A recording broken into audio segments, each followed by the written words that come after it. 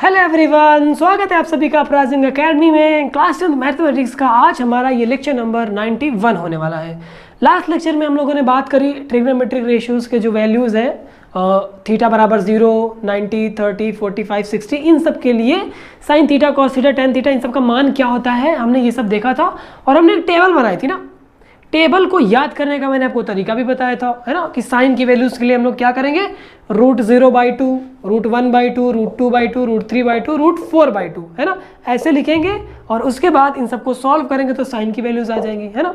Sign की values आ गई तो फिर उनको पलट देंगे, जो साइन 90 है वो cos 0 बन जाएगा और जो साइन 0 है वो cos 90 बन जाएगा, है ना। मैंने पूरा आपको प्रॉपर समझाया था, तो अगर आपने लास्ट लेक्चर नहीं देखा है तो देख लो, उस टेबल को समझने में, लिखने में, याद करने में बहुत आसानी होगी। ओके, फिर उसके बाद हम लोगों ने कुछ क्वेश्चंस किए थे लास्ट लेक्चर में।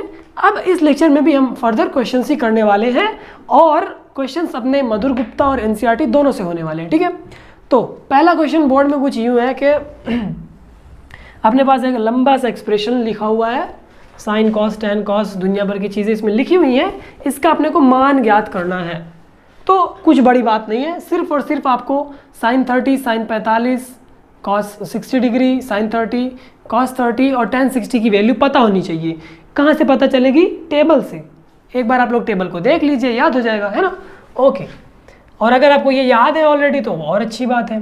तो पहले तो हम लोग इस स्क्वायर को ऊपर लिखते हैं, क्योंकि मैंने आपको बताया था कि साइन स्क्वायर थीटा बराबर होता है साइन थीटा का होल स्क्वायर, है ना। यहाँ भी स्क्वायर लग जाएगा, -4 कॉट 60 डिग्री का होल स्क्वायर और डिनोमिनेटर में सेम चीज़ रहेगी, कुछ फ़र्क नहीं पड़ेगा। Sine 30 cos 30 plus half tan 60।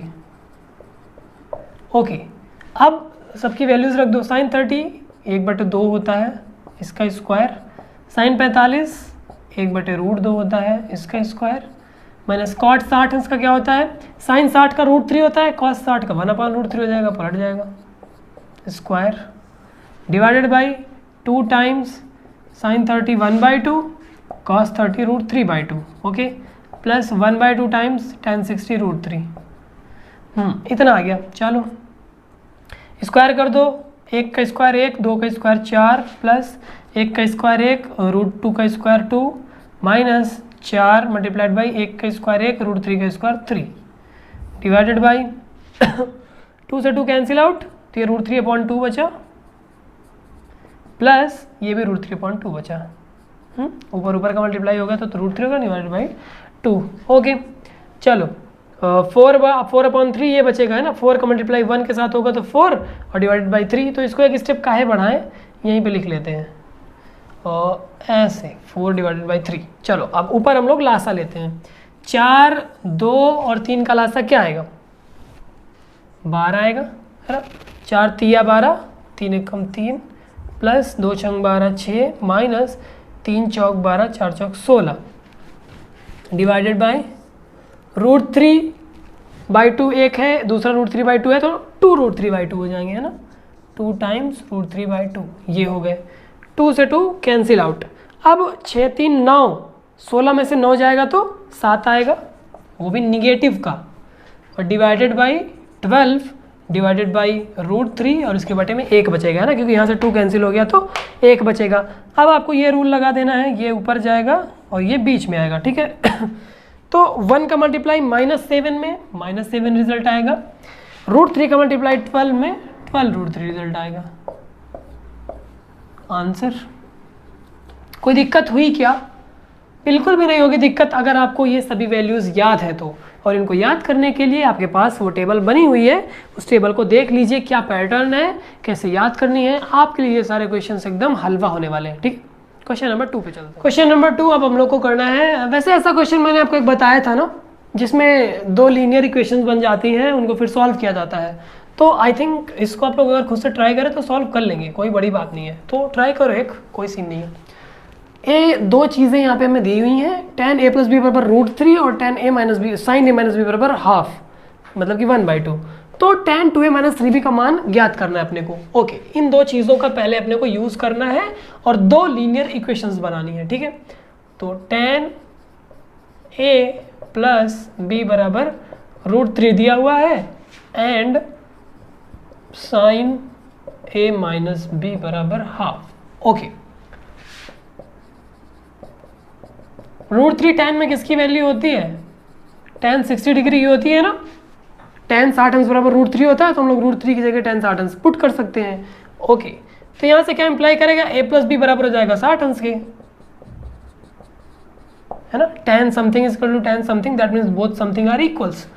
And इधर देखते हैं साइन a माइनस बी बराबर हाफ, साइन में किसकी वैल्यू होती है? साइन 30 की वैल्यू होती है। साइन 30 अंश बराबर 1/2 होता है, तो यहाँ से a माइनस बी 30 अंश के बराबर हो जाएगा। समीकरण नंबर 2, समीकरण नंबर 1। अब तो आगे बहुत ही आसान होने वाला है। a प्लस बी है, यहाँ a माइनस बी है, दोनों समीकरणों को जोड़ दो। समीकरण 1 व 2 को जोड़ने पर देखो अपने को क्या मिल रहा है? b से b कैंसिल आउट हो जाएगा, a और a मिलके 2a हो गए, बराबर 60 अंश में 30 अंश जुड़ गया तो 90 अंश। तो a बराबर क्या हो गया? 45 अंश, है ना। अब अगर आपको a 45 अंश मिल गया तो इस समीकरण में रख दो, चाहे इस समीकरण में रख दो, b मिल जाएगा। तो समीकरण 1 से 45 अंश प्लस b बराबर 60 अंश, तो इम्प्लाई करेगा b बराबर 60 minus 45, that means 15 degree, b होगा 15 अंश। ओके, इतनी अपने को चीज़ पता चल गई, a और b। अब अपने को मान किस चीज़ का निकालना है? tan, अतः tan 2a माइनस 3b ये किसके बराबर होगा? a b की वैल्यू रख देते हैं, a की वैल्यू 45 डिग्री है और b की वैल्यू 15 डिग्री है। ओके, तो ये हो जाएगा tan 45 दून 90 और 15 तिया 45, तो ये हो जाएगा tan 90 में से 45 चले जाएगा तो 45 बचेगा, और tan 45 की वैल्यू 1 होती है। हो गया सॉल्व।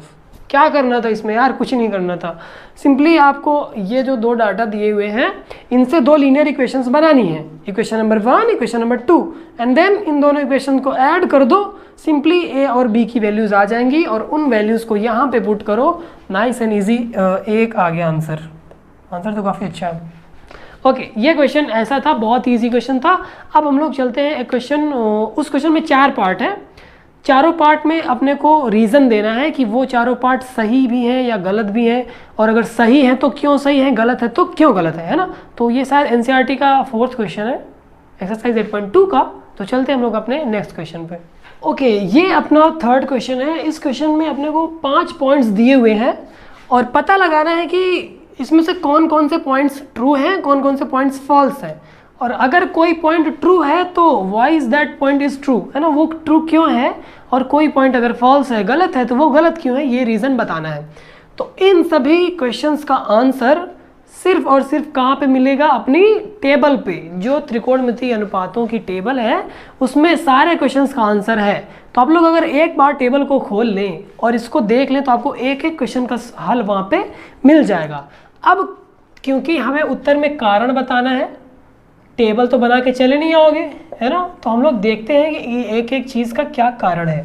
ओके, हमें सबसे फर्स्ट क्वेश्चन में कह रहा है कि साइन a प्लस बी बराबर sine a plus sine B, क्या ऐसा एक्चुअली में होता है? हमें इस चीज़ की जांच करनी है। तो हम लोग कोई भी दो कोण मान लेते हैं, a को हम लोग अगर 30 अंश मान लिए और b को हम लोग 60 अंश मान लिए, तो रखो ज़रा इसमें a और b की वैल्यू, देन साइन 30 अंश प्लस 60 अंश ये बराबर हो जाएगा साइन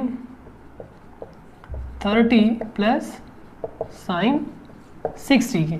अब यहाँ पे देखो 30 60 मिला के 90 हो जाएगा, साइन 90 डिग्री बराबर sine 30 degree plus sine 60 degree. Okay, sine 90 अंश का मान कितना होता है? 0। टेबल खोल लो अब।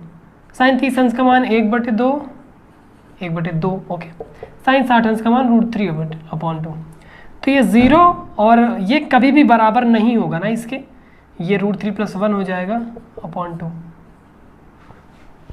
मतलब कि जब हमने ए और बी को 30 अंश और 60 अंश ले लिया, तो ये समीकरण सेटिस्फाई नहीं हो रहा है। तो इसका मतलब क्या हुआ कि sign A plus B sign A plus sine B के बराबर कभी भी नहीं हो सकता। क्यों? क्योंकि √3 + 1/2 is never equal to 0। Okay, तो अतः sine A plus B is not equal to sine A plus sine B, है ना। देखो, किसी चीज़ को सच प्रूफ करने के लिए हमें 1000 एविडेंस देने पड़ेंगे, हर एक मोड़ पे दिखाना पड़ेगा कि ये सच है। लेकिन किसी चीज़ को गलत प्रूफ करने के लिए हमें सिर्फ एक रीज़न देना है कि देखो ऐसी कंडीशन आई थी जब ये चीज़ गलत थी, तो इसका मतलब ये चीज़ गलत है, इस चीज़ की कोई भी सत्यता नहीं है। तो जब ये दोनों बराबर नहीं हुए तो मतलब पहला ऑप्शन क्या हुआ? फॉल्स हो गया। ब्लैक से करते हो गया, पहला असत्य हो गया। असत्य क्यों हो गया? रीज़न आपके सामने है। हम लोगों ने ए और बी को माना, 2 वैल्यूज़ दे दी, तो अपना जो ये इक्वेशन है ये सेटिस्फाई नहीं हो रहा है। ओके, चलो बी पे चलते हैं। कह रहा है थीटा में वृद्धि होने के साथ साइन थीटा के मान में भी वृद्धि होती है। आप लोग अगर टेबल याद करें, इधर थीटा है, इधर साइन थीटा है। ओके, मैं सिर्फ साइन थीटा का टेबल बना रहा हूँ। 0 अंश, 30, 45, 60, 90। तो साइन 0 कितना था? 0। साइन 30 कितना है? 1/2। साइन 45 1/√2। साइन 60 √3/2 और साइन 90 1। तो आप लोग देखो, थीटा 0 से 30, 45, 60, 90 इस डायरेक्शन में थीटा बढ़ रहा है ना, वही क्वेश्चन में कह रहा है कि थीटा वृद्धि हो रही है। ओके, अब हमें देखना है कि साइन के मान में वृद्धि हो रही है या नहीं हो रही है। साइन 0 अंश पे 0 था, थोड़ा सा आगे बढ़े तो आधा हो गया 1/2, है ना, थोड़ा सा बढ़ा, और आगे बढ़े तो 1/√2 और बढ़ गया, क्योंकि जो 2 है वो √2 से बड़ा होता है, तो इसका मतलब 1/2 1/√2 से छोटा होगा। सिंपल। तो इसी तरह यहाँ पे 0 सबसे छोटा है, फिर उससे बड़ा 1/2 है, फिर उससे बड़ा 1/√2 है, फिर उससे बड़ा √3/2 है, और सबसे बड़ा 1 है। तो इसका मतलब जब हम लोग 0 डिग्री से 90 डिग्री की ओर चले तो साइन भी धीरे धीरे बढ़ते गया ना। साइन पहले 0 था, फिर धीरे धीरे बढ़ते गया। तो इसका मतलब क्या हुआ? अपना ये जो कथन है कि थीटा बढ़ने के साथ साथ साइन बढ़ रहा है, एकदम 100% ट्रू है ना। अतः थीटा में वृद्धि के साथ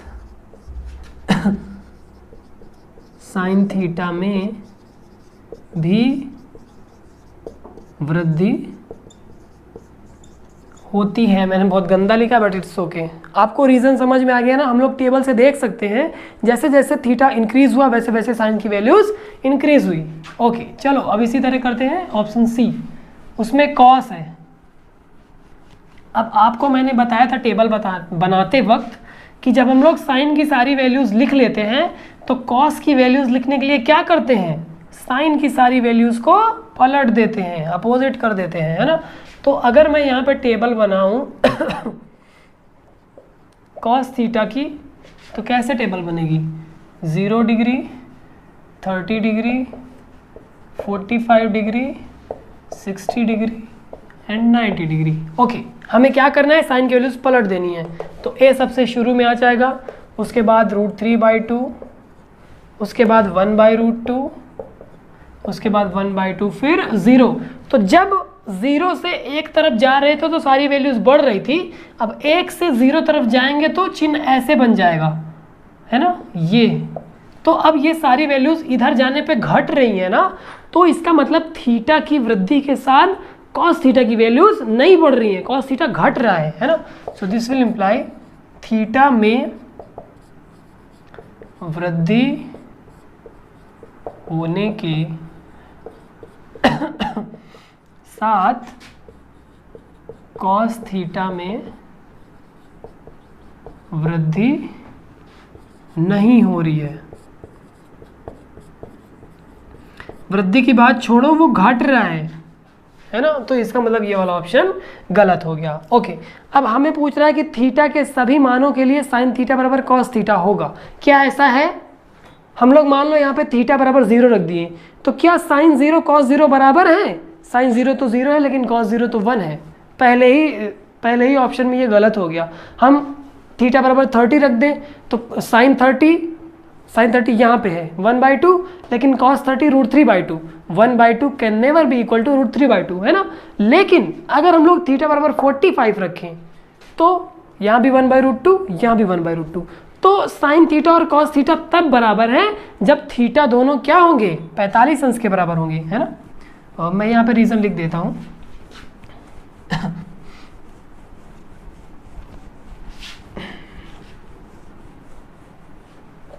ऑप्शन नंबर अपना सी, इसको बी नहीं डाला, नहीं ये सी था, ये डी है, ओके। थीटा के सभी मानों के लिए साइन थीटा बराबर कॉस थीटा बराबर 0 के लिए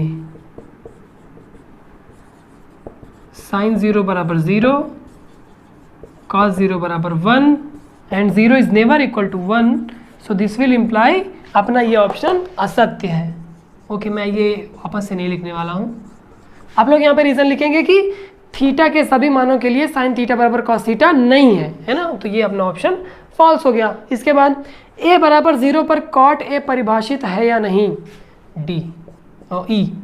कॉट ए बराबर 0 पे ये कॉट 0 हो जाएगा, है ना, एट a इक्वल्स 0। कॉट 0 क्या होता है, कॉस 0 अपान साइन 0। कॉस 0 की वैल्यू 1 होती है, साइन 0 की वैल्यू 0 होती है। किसी भी नंबर के डिनोमिनेटर में 0 आ गया तो वो नंबर डिफाइंड नहीं होता है, उसको हम लोग रिप्रेजेंट करते हैं इन्फिनिटी से। तो इसका मतलब क्या हुआ कि a बराबर 0 पर कॉट a डिफाइंड नहीं है, ये कथन सत्य हो गया, है ना। तो ये वाला पे अपना ऑप्शन ट्रू हो गया। एक दो ऑप्शन ट्रू हुए, बाकी के 3 ऑप्शन फॉल्स हो गए। आई होप मैंने जो आपको ये सारी रीजनिंग्स बताई है आपके दिमाग में अच्छे से समझ आ गया होगा, क्योंकि बहुत ही सिंपल लैंग्वेज में एकदम बेसिक मैंने बताया, ठीक है। तो अब आई थिंक इतने क्वेश्चंस आपके लिए काफ़ी रहेंगे। बाकी जो सारे क्वेश्चंस हैं सब सिंप्लीफिकेशन है। आपको बड़ा सा एक दे दिया जाएगा, sine square theta plus cos theta plus tan theta divided by sec theta, ऐसा करके दे दिया जाएगा और पूछेगा कि इसमें की वैल्यू क्या होगी, और थीटा बराबर 45 अंश कहीं रहेगा, कहीं 60 अंश रहेगा। तो आपको बस यही करना है, टेबल उठाओ, हर एक वैल्यू, हर एक साइन थीटा कॉस थीटा के लिए वैल्यू रखो, सिंप्लीफाई करो, आंसर आ जाएगा, ठीक है। तो इतने अलग अलग टाइप के क्वेश्चंस बन सकते थे आपके लिए, जो बन सकते थे मैंने आपको बता दिया है। अब आपकी जिम्मेदारी ये है कि आप लोग एनसीईआरटी का जो एक्सरसाइज 8.2 है उसको कंप्लीट कर लें, ओके। और अगर किसी क्वेश्चन में आप लोग अटकते हैं तो you can contact me through the comment section और थ्रू द ईमेल, ओके। तो अब इस लेक्चर को हम लोग यहीं पे ख़त्म करते हैं। अब हमारी मुलाकात होगी नेक्स्ट लेक्चर में कल रात फिर से 8 बजे, ओके। तो thank you so much for watching this video, bye.